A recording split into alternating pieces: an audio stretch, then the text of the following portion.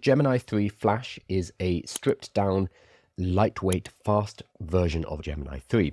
Gemini 3 itself is a very good model, state of the art. It is also quite expensive. It's quite expensive and it's slow.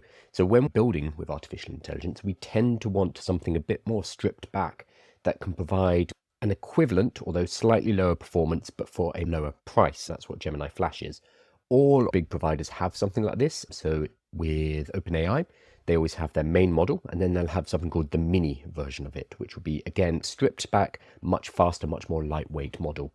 If you are using AI on your telephone and you're just talking to it via the app, via ChatGPT or via the Gemini app, this kind of thing it's not that important to you because you're generally just going to be using whatever you're given. You're going to be given the default. So you'll be using 5.2 thinking mode or non-thinking mode. These lightweight apps, lightweight versions of the large language models are only relevant if you are building. If you're using the API, if you are putting artificial intelligence into something that you are building, an application, a website, then this is important. In Gemini 3 Flash, a lot of developers and builders have been saying, please, we need this. This is what we need, because Gemini 3 is not cheap. This came out yesterday and it's really good. Why this is exciting is we now have a frontier level model for a very affordable price. We talk about this concept of intelligence that is too cheap to measure. So a point where we get to having very high levels of artificial intelligence for us to build with, but it being so cheap and $0.001 per request, stop thinking about the cost. We are moving towards that quickly. They've released Gemini 3 Flash, Gemini 3 Pro, and Gemini 3 Deep Think is in beta, and it costs a huge amount of money to run, and Gemini 3 Pro is the main model. So Flash has been the newest version. What I'm going to do, I'm not going to read their official announcements because obviously they're saying it's great. I'm going to hop over to what other people are saying. Okay, no, Jeff Dean works for them too, so that's not very helpful. Here we go. Kosuke says, Gemini 3 Flash is finally launched. Google has officially democratized frontier intelligence. So frontier at the forefront, the top models, making it available at scale for everyone. Coding performance is even better than Gemini 2.5 Pro, while the price is much cheaper. 2.5 wasn't very good, so we're going to ignore that. Here's a breakdown of the new power. It's mainly for coding and tool calling. It's designed to handle complex agentic workflows. So if you're using it in Cursor, if you're using it to build something, and it allows us to build sophisticated applications that actually work reliably in production. The main thing is that it's very cheap. The performance leap, it's stronger than Gemini 2.5 Pro across most critical metrics. It is 50 cents for a million input tokens and $3 for a million output tokens. Very cheap. Let's see if we can have here we go. I'm going to pull this up. So let's compare it to Pro. So Gemini 3 Pro, it costs us $2 for every 1 million input tokens. This is 4 times as cheap as Gemini 3 Pro. And output price is $12 for every 1 million output tokens on Gemini 3 Pro. And this is $3. So it is 4 times as cheap as Gemini 3 Pro. Humanities Last Exam, HLE, for example, Gemini 3 Pro scored 37.5%. Pretty good. I think that's the best one we have out there at the moment, unless Opus beat it. No, I think this is the best we have. And Gemini 3 Flash, which again is 4 times cheaper, got 33.7%. Still better than every other model, apart from GPT 5.2, a much smaller fraction to run this model. If we compare it to GPT 5.2, a million input tokens on GPT 5.2 costs $1.75, and a million output tokens costs $14. Wow, really expensive. We're getting a model that is extremely cheap, but also it is stacking up. It's actually better than Gemini 3 Pro in MMU Pro and Toolathon, apparently. So they've managed to make something that is, in certain cases, better than their existing top-level model, but it's a quarter of the price. Very cool and very exciting if you build with artificial intelligence. Whether or not this is going to stick around as the pricing, I can't imagine them putting it up, but it is very cheap right now. And this kind of knocks the wind out of ChatGPT and OpenAI's sails. And I think the end of the year has definitely gone to Google with the release of Gemini 3, which we'll actually use on a day-to-day basis when we build applications. So I'm excited. I'm going to be playing around with it later. One, I think the essential context is if you don't build, you might be wondering what's the big deal? Why does this matter? So if I'm building an application and I want to give my users access to artificial intelligence. So let's say it's a meal planning application, and I've built it and I've released it on the App Store or on a website.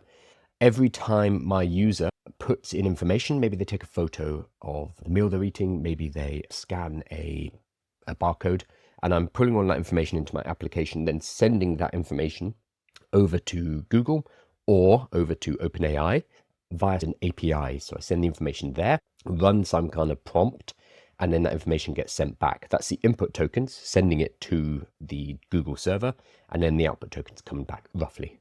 If I am doing this, I need to pay every time my user uses the application. So the way I make money is I need to make sure that what I am charging my user is more than what I am spending on my AI usage. So often when you sign up for an application now, you'll have a subscription, and that will give you a certain number of credits, which will allow you to use their AI functionality.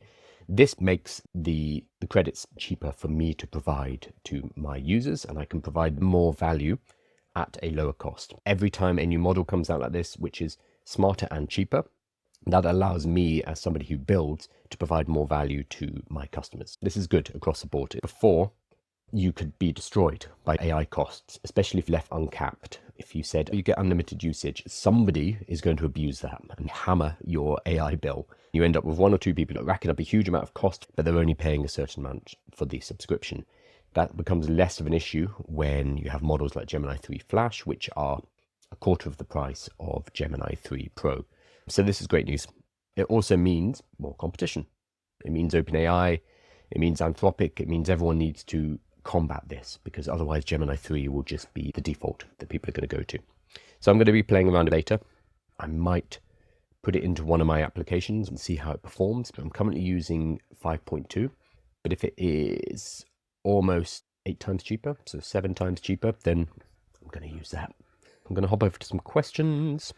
Apologies for missing yesterday. I've got a cold. You can probably hear it in my voice. Although whenever I do have a cold and I do the live, so I do videos, people are like, wow, your voice sounds great right now.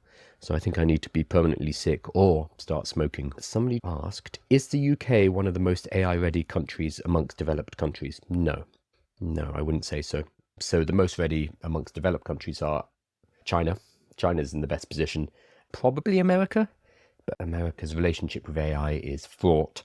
I'm going to talk about that in a moment with Bernie Sanders. There's a lot of dissension about whether AI is a good thing, whether AI is a bad thing, and a lot of sticking the head in the sand as well. No, I wouldn't say the UK is prepared. We're not leading in technologies either. So we have DeepMind, which is here, but DeepMind was purchased in 2014 by Google for about 400 million, which was an immense amount of money. Everyone was like, oh my God, why Google? And now is turning out to be maybe one of the best acquisitions in history, because 400 million now is pocket change. If you're interested, check out The Thinking Game. It is free. They've made it free over on YouTube, obviously, because they own it. So it's a documentary about DeepMind. And there we go. There's Shane Legg and Demis Hassabis looking very young. So it's a documentary about DeepMind, and especially about AlphaFold, which was when they decided to, there we go, they decided to basically solve the protein folding problem, which unlocks the ability to create new compounds and to create new medicines, to create things that can break down plastic. So it unlocks a huge amount of science. That's what this documentary is about, and I highly recommend it. It is free on Google. Just look for The Thinking Game. You'll find it. DeepMind is based in the UK, run by British scientists, Demis Hassabis, Shane Legg. Mustafa Suleyman moved on, so he's over at Microsoft now, but the original team are primarily there. So they are doing amazing things, but they are technically an American company because they are owned by Google. I don't think that's a bad thing though, because it gave them cash needed to do this. It gave them unlimited compute. And if you watch the documentary, you'll see what they do with that. Demis Hassabis in particular does not seem driven by money. He's not driven by, I need to acquire more. He's driven by, I need these resources from a company like Google so that I can do more science, so I can build more and I can leave a mark. He won the Nobel Prize a couple of years ago because of that. So I'd say DeepMind are our biggest player. 11 Labs as well is a UK company. But apart from that, we're beholden to American companies. Okay, Gemini 3 looks great. Going to hop over to OpenAI. They haven't been having a good few months. OpenAI, 3 or 4 weeks ago, announced a code red after the release of Gemini 3 Pro, they're like, oh my God, something's gone horribly wrong. We have lost the narrative here. We are no longer the ultimate AI company. They realized Google had crept up on them. 3 years ago, when the first big public release of ChatGPT came out, Google had a similar code red emergency where they're like, they have stolen a march on us, because Google actually invented the transformer architecture. The paper, All You Need Is Attention, was written by Google scientists. They had their own large language model called Lambda, which they hadn't released because they didn't think it was ready, or the world was ready. OpenAI came along and was like, boom, here you go, ChatGPT. Is it ready? Nah, it's fine. Go for it. Have fun. So 3 years ago, OpenAI basically stole a march on Google and became synonymous with artificial intelligence. AI is more than just this. Generative AI, large language models, and ChatGPT is an app built on a large language model. OpenAI and ChatGPT became artificial intelligence. So that has been the narrative for the last couple of years, with OpenAI basically being at the forefront of development and everyone else trying to play catch up. For the last 2 or so months, Google has shown that they're ready. They are here and they're ready to fight properly. We had Gemini 3, Nano Banana Pro, which is phenomenal. And suddenly an AI will put on the back foot, which is good, in my opinion, because we want competition. So OpenAI have just released something called ChatGPT Images, powered by our new image generation model. If you used the image generation on ChatGPT before, it was slow. Everything had that weird yellow filter. It wasn't that good. And it was not as good as Nano Banana, and it was certainly not as good as Nano Banana Pro, because Nano Banana Pro just knocked it out of the park. So they now have it released, GPT Image 1.5. It's okay. That's about as far as I can get. Now, this is not my domain. I don't really talk about AI art or AI music or AI creation. From my basic knowledge, I tried it out and it's okay. I don't see any reason to use it instead of Nano Banana Pro. I think Nano Bananas Pro is better. And that seems to be what a lot of other people are saying, is that Nano Banana Pro is much better at realism. Nano Banana Pro can do text inside images much better. It seems like a band-aid to catch up, but it has not beaten Nano Banana Pro. That seems to be the general consensus. I'd love to hear what you guys think, though. However, this has more distribution. ChatGPT has 900 million active weekly users. It's gone up now. So they now all have access to this model. They have more people using it. It becomes the default compared to Nano Banana Pro, which still requires you to download the Gemini app, etc., etc. So I think this is going to be a big unlock for all of those 900 million people who have access to ChatGPT. It's good, just not as good as Nano Banana Pro. Ben asked, does anyone but Google have a real moat? No, I think is the answer. So at the moment, every single company are very much dependent on NVIDIA. You've probably seen that terrifying diagram of all the money going in a circle. It all kind of roots through NVIDIA at some point.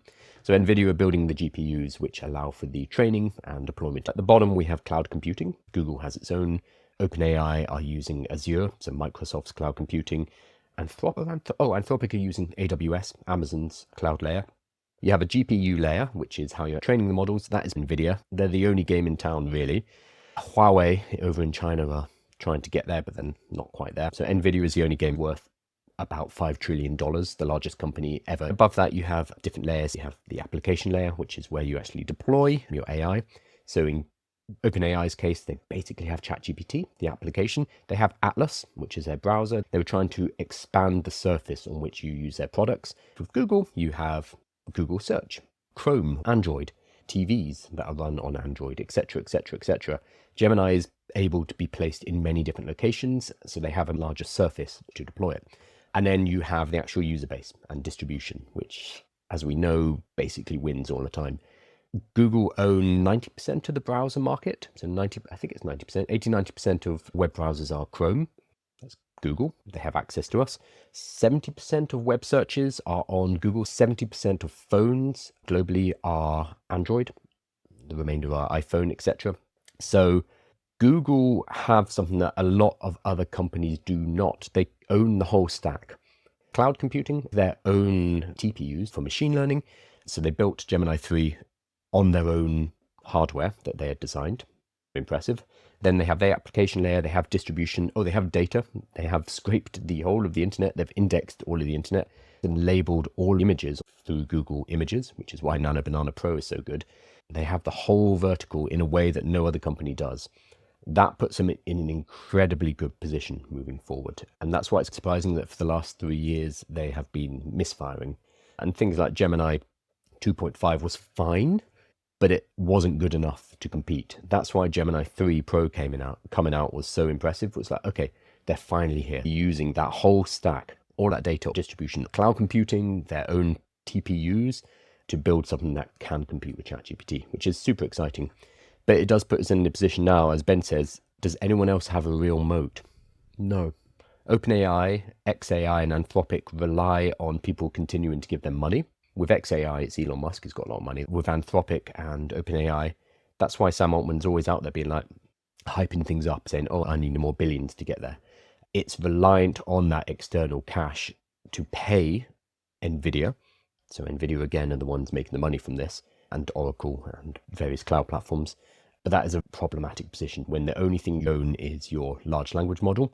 We're now seeing other competitors who are able to build one that's just as good, if not better. We're able to see Chinese labs coming out with models that are as good and open source, so free for people to deploy. That also undercuts their narrative of, you just need to give us more money and we'll make it to profitability. So it's looking rough for OpenAI. This is not investment advice, by the way. Whereas Google, I think, are in a good position just to do what they're doing. They have the cash, they have the whole vertical, and they can just basically choke out the competition. I think that's what we're going to see over the next few years, but who knows? That's all speculative. Ben saying also Google captures 4 times the internet traffic than anyone else can see. More data, another competitive advantage. They have the data. Over the last few decades, that's what they've been building up, is getting all this data, labeling that data. You hear people talk about how the internet is basically the training phase for artificial intelligence. So for the last 20 years or so, we've just been putting everything we know online, and that now becomes the data with which we train our next technology, which is artificial intelligence or generative AI specifically. And if that is the case, then Google are the ones who own all of that. They've indexed it all, they've labeled it all, they have it already. When it comes to training models, both text and visual models, they're in a really good position. And video, because they own YouTube. If you were a regulator, would you try and break up Google now? Everyone's trying to break up Google all the time. I don't think regulators necessarily understand what's happening. They were focusing on things like web traffic. They dominate web search, and breaking up things like the browser. It's more than that they own all of the data from all of these different services, and they're using it to train artificial intelligence. It's much bigger. It's every part of their ecosystem going into one central product, artificial intelligence. If you break that up, Google might die, because Google are currently reliant on search engine advertising. Search as a whole is going to die off. We're not going to go to Google. We're not going to go to search engines to find answers to our questions. We're not going to look up information as much because we can now generate it using AI. And even Google know this, which is why they've added AI overviews to the top. They know they're cannibalizing their own business model, but they have to get ahead. Currently, about 70% of their revenue comes from search advertising. That is at risk. So Google are also facing an existential crisis. They could use that to argue against it being broken up, basically saying that harms our AI division, and the AI division and generative AI is the only way that we can survive, which would be a very strong argument because their current core business is very much threatened. But funnily enough, they are now the ones threatening their own core business. They're going to have to cannibalize their own cash cow to survive. I'd be fine with letting them dominate if they were still against evil. Their early mission was just don't be evil, but they quietly sunsetted that phrase and replaced it with something else. But the idea that they got rid of don't be evil was like, that's a decent standpoint. Let's keep that. Don't be evil. This is really cool. I saw this on Twitter the other day. There's this guy called 0.05 seconds, I don't know his real name. So he realized that there's a huge corpus of Chinese scientific research that English speakers primarily do not have access to because it's in Chinese. He launched China arXiv, I don't know how we're pronouncing that, which is basically translations of this Chinese scientific corpus. And he's using AI to translate them. And he realized to get all of these preprints, including the figures, and to translate them all is going to cost about $25,000. So he said, I'm looking for funding. I'm looking for some help getting this done. So if you go over to the website, he's got a supporters page. There we go. And he gave his Ethereum and coin address. It costs about 50 cents per paper, $25,000 for this. One person sent him the money. One person was like, cool. So this DGMA guy said, for American exceptionalism, I decided to fund this in its entirety. Chinese research is close behind, if not already ahead, especially in things like fusion. Language barriers make that knowledge transfer one-sided. Time to stop assuming China cannot innovate. Is this one or two? Oh no, sent, yeah. So he sent the 25,000 like that. Just sent it through and funded the project in its entirety. That's very cool. So now he's using Kimi K2 to translate everything from Chinese into English. He's got the 25,000 required to get it done. Really cool.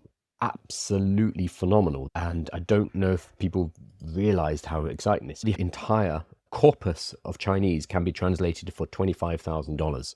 You'd expect this to cost millions to get the whole scientific preprint structure into another language accurately. That should cost millions because normally you'd be hiring technical translators because it's scientific. No, 25,000 because they're using artificial intelligence and apparently it's high enough quality. I think that is the most astounding thing here. The fact that it can be done for pennies. This $25,000 is less than half of one translator's salary. It's nothing. And it was funded in seconds. Very cool that this whole body of scientific research has not been available to Western researchers is now going to be in the next few months because they're just going to run it all through artificial intelligence. Extremely cool. Yeah, it's one of those, wow, okay, AI's quite impressive, huh? Very exciting news. All right, let's look at, where is it? Yeah. So there's another release from OpenAI. Again, a bit of a weird one, but they have finally released their App Store. A couple of months ago, they released their SDK, allowing people to build applications that would live inside of ChatGPT. What I'm going to show you is what that looks like. So first things first, it's hidden. You have to go into the plus, then into more, and it's all the way down at the bottom in Explore Apps. And that opens up basically an app store within your ChatGPT. There we go. You can see we can get Apple Music, Airtable, Spotify, Instacart, Figma, Zillow, buy, rent, and sell homes using ChatGPT. That sounds high risk, but okay. All Trails, Thumbtack, DoorDash, Peloton, sure, why not? Adobe Express, now that one's really exciting. I think Canva's here too. Yep, Canva's as well. Dropbox, Coursera, a lot of companies you'll know have built applications that now live inside of ChatGPT. Very cool. And an upgrade, I think, on things like custom GPTs, these are apps. You can submit your applications to be hosted in this store. It's very limited, just out of beta, but there are a decent amount in here and it's worth looking through them all. Airtable, that's genuinely quite useful. I think they've added Google Drive. You could give it access to your Google Sheets, etc., and pull in that data. Extremely useful. I don't know why it's so hidden away. Oh, wait. That wasn't there earlier. Okay, it's less hidden away now. So they've now added it onto the left-hand sidebar as well. Earlier today, that was not there. So maybe that's been a rollout. So I'll take that back. It is now available in the left-hand side. And it seems to be available in the UK. Often they stagger these rollouts, but this is being done immediately. So I think this is very cool. What is even more groundbreaking is that this is available inside the mobile app, inside of the iOS mobile app. Apple are normally very wary about allowing app stores inside apps on the Apple App Store. So there's a few layers there. And especially with the case with Fortnite. So Fortnite allowed people to purchase Fortnite bucks or whatever, V-Bucks, inside of Fortnite itself, which led to a huge lawsuit between Epic Games and Apple, with Apple wanting full control and wanting obviously to take 30% cut of anything that was happening. So the fact that OpenAI have been allowed to have a little app store inside of their own app, which resides inside of the Apple ecosystem, is, I think, quite telling and exciting. Now, these are not charging as of yet, but I wonder if that will be opened up in the future. Especially exciting if you are going to build your own app, submit it to this app store and get distribution via the ecosystem. ChatGPT has 900 million weekly active users. Build something useful, get it into this app store, that gives you a massive distribution. If you can monetize it, that's going to be a hell of a thing to do. If you are interested in that, look at the, I think it's App Store SDK, OpenAI. They have all of the, here we go. This is from a few months ago, they opened it up, but now we're just seeing it release. So introducing apps in ChatGPT and the new apps SDK. So you can build applications for them, you submit them as you would if you were submitting to the Apple App Store or Google Play. You go through that submission process, etc. But this is now going to give you potential access to 900 million users. Very cool. Don't wait if that is something that you want to pursue. Sarah Jane says, I wish they would launch Sora in the UK. I wrote a guide about this. It is possible. I've been using Sora. A couple of ways to do it. If you are outside of the US, you can VPN to America. But you don't access it through the phone. You're going to go to sora.chatgpt.com. You're going to go directly to this website whilst you're VPN'd in, and this allows you to get in. You do still need a code though, but that's how you bypass the location requirement. Is you do not use it via the app, you use it via the browser version, and you use a VPN to switch your browser to the USA or Canada. You then need to get yourself a code. There's a few ways to get them. The best way I found to help people with this was in the OpenAI Discord channel, which is called Sora 2 Code, where people are sharing their codes. Fair warning, there are a lot of people just spamming random nonsense code. They are just wasting time, their time, everyone's time. Is pointless, but there are legit ones in there. If you spend half an hour, you'll find a code eventually. There's also this Reddit mega thread. I don't know how alive this is anymore. No, I don't think it is. It's moved to Discord. The Discord's the best place to get it. Bernie Sanders in the US is calling for a moratorium on the deployment of data centers that are being used for artificial intelligence. So I'm pushing for a moratorium on the construction of data centers that are powering the unregulated sprint to develop AI. The moratorium will give democracy a chance to catch up and ensure that the benefits of technology work for all of us, not just the 1%. Who wrote, if anyone builds it, we all die. I have it on my shelf behind me. So even he's saying the training of ever smarter AIs threaten all life on Earth. We need international treaties to shut down their escalation and proliferation worldwide.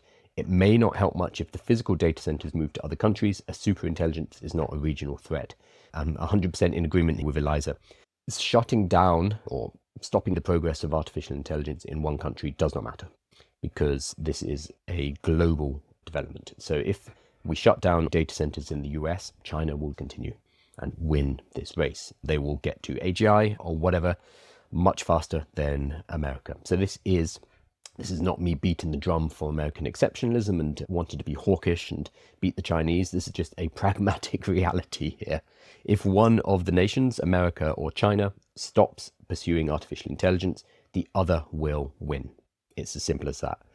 So Bernie Sanders is very much focusing on the fact that it is, in America, it is the billionaires running artificial intelligence right now, concentrated into the hands of less than 10 people. They are hemorrhaging cash from training artificial intelligence. But the idea here is that if we do reach AGI, then whoever is holding the reins and whoever gets there first is going to make an exceptional amount of money. That said, stopping it in America is not practical because of the threat. And this guy is one of the most, Eliza, I hope I'm saying it, is one of the most staunch critics against artificial intelligence. Even he is saying, Bernie, this isn't really good. We need this to be unilateral. I'm with Bernie Sanders on a lot of things. I'm very progressive, but this is a misunderstanding. This is a global issue, and just pausing it in America is going to be a disaster, not just for America, but for the West. Not that I particularly have a horse in this race. Whoever wins this will win this, but this would very much give it the win to the Chinese immediately. Lots of people are disagreeing with him from different angles, which I find fascinating. Even people who are anti-AI are disagreeing with Bernie Sanders. A lot of people are saying you don't really understand what's going on, and this is more than a political issue. You need to understand the fundamental reality. Are you trying to NIMBY data centers? Constrain AI compute and free tiers will vanish, and only the rich will have the best AI. Imagine going to school and only the rich have AI to help them learn. This will do exactly the opposite thing to what you were aiming at. I mean, we're already seeing this with higher end models like Claude Code. Claude Pro costs about $200 a month, which if you have the money, is one of the best investments you can make. If you don't have $200 a month to spend on that, then you are cut out and you are suddenly 10 times, 20 times less productive than somebody who has access to that tool. So already we're seeing a bit of a divide. More what Google have just done, pushing this technology so it becomes cheaper and more available to more people. The Gemini 3 Flash, which just came out a few days ago, is extremely cheap and allows us to put AI into the hands of more people. The constraint here is normal people, non-billionaires, non-business people need to start using it to take control of their lives at a point where anyone can start a business using artificial intelligence. Anyone can start to monetize this. Anyone can do very well. But we need to make sure that everyone is educated on this. So it's not just the billionaires. It's not just the tech bros who are running away with this. So sticking our head in the sand and saying, make it go away is not going to help in this case. We need to instead take responsibility for ourselves, learn how to use this tool, learn how to carve out a life that is good for us and our families and our community around us moving forward, which is difficult, but is going to be well worth it in the next couple of years. I want to look at one last article. This is incredibly anecdotal, but I wanted to put it in the newsletter. It's in the Spectator, and it has the rather clickbaity headline line, AI will kill all the lawyers. A barrister's warning. I'm going to put it in the newsletter because it's good fun. Basically, the journalist goes out for drinks with a senior English barrister and proceeds to just get him drunk. I don't know about the ethics of this piece, but it's very revealing. So they go through several cocktails, and every time they have a drink, it's mentioned. But the senior barrister, is basically saying it's game over for us lawyers. And he's saying, I'm old, I'm going to be retiring soon, but if you are young and moving into law right now, you're in a lot of trouble. So he's called James, he's anonymous. James has come to believe that AI will completely destroy the law as we know it, wrecking careers, ending systems, making thousands jobless. And the Armageddon, he says, is coming faster than anyone realizes. You saw headlines about the Sandy Peggy case, where the judge allegedly used AI. Believe me, this is just the beginning. AI is coming for us all. Last week, we did an experiment, a kind of simulation. We took a real, recent and important case, a complex civil court appeal, which I wrote, and it took me a day and a half. So this is a senior barrister. It took him a day and a half to write it. We redacted all identifying details for anonymity and confidentiality, and we fed the same case to Grok Heavy AI. We asked it to do what I did. The end result was spectacular. It did it in 30 seconds, and it was much better than mine. And remember, I am very good at this. It was at the level of a truly great KC, the best possible legal document, all done in seconds for pennies. How can any of us compete? It was the best legal document, the best work possible, done in seconds and for pennies. How can you compete? If something is fast, cheap, and good, that knocks the economics out, and humans cannot compete. It says it will work its way up the legal hierarchy, the grunt work, then the drafting, the citation, the argumentation. Eventually, the majority of legal jobs will be replaced. Process lawyers are doomed. AI will handle the most complex probate and conveyance cases in seconds. It's relatively algorithmic, that doesn't require a huge amount of creativity, but just needs to go through the process, then AI, done. The most complicated human skill will be to scan and digitize paper documents. Barristers will make arguments in courtrooms drafted by AI. People will wonder why they are paying human barristers £200,000, and they too will disappear. With exceptions, law is finished for almost everyone, maybe even judges, as we've seen in the past few days. So I'm going to put this in the article, in the newsletter. It's an interesting piece. It is highly anecdotal. It is one senior barrister who's getting drunk with his friend, but I think it's probably accurate. AI is coming for most jobs, especially for things like law, where a lot of it is algorithmic. It will be coming for the low-level jobs first. So when you become a law clerk, you're going to be doing an awful lot of like discovery, which is basically going through a lot of documents and finding patterns and cross-referencing. AI is really good at that. So that's going to knock the bottom out of the legal industry. Then you're not going to have people who are learning the ropes. They're not going to be cutting their teeth on that grunt work because that's been replaced. So how do you move them into higher echelons? So you end up with a pyramid with the bottom collapsed, people not moving up. At the same time, the AI is getting better and better. It is moving from, what's the one he says here? From grunt work, then drafting, citation, then argumentation. It will be moving up as the AI gets more and more advanced. And it will be brought in to these firms because remember, the people who are running these firms are closing in on retirement and they want to make as much money as they possibly can in the next 10 years. So you bring in artificial intelligence to help to increase those margins by removing labor, which is extremely expensive. So you can retire in 10 years, be in a comfortable position, and don't really care that much about the future of the firm or the future of the industry as a whole. James seems cheery given his theme. To be honest, a lot of lawyers deserve what's coming. Again, he is a senior barrister. Too many are greedy, selfish, not yet self-aware. They create complexity purely so that they can make more work for themselves. Activist judges are a curse which will soon be lifted. Maybe in the end this will be a good thing, even if 100,000 unemployed barristers will be a bit destabilizing. Think of an army of penniless, pompous, progressive lawyers with nothing to do. Obviously, I'm not going to say any of this to any of them. They would hate me, but someone has to be honest. I have one last question. Right now, young people are studying law and considering doing so. Does James have any advice? James says, my niece is a lovely girl, really smart, great at school, and the other day she told me she wanted to be a lawyer, and I thought, my little niece wants to be a lawyer. I told her, I said, please do not destroy your life. Do not get into a lifetime of debt for a job that will not exist in 10 years or less. Anyway, I will put this article in because I think it's a lot of fun, as well as the other news of the release of Gemini 3, the image model from ChatGPT, the translation of the entire preprint from Chinese arXiv using artificial intelligence, and in the ChatGPT store, Bernie Sanders and other news items. If you are not already subscribed, you can subscribe to the newsletter over on aiwithkyle.com. There is a community where we discuss what's happening in the news, where we talk about AI, where we all get AI ready together. The focus is on helping you start a business using artificial intelligence, but part of that is also just keeping up to date with what on earth is happening. So we do a lot of discussions about that as well.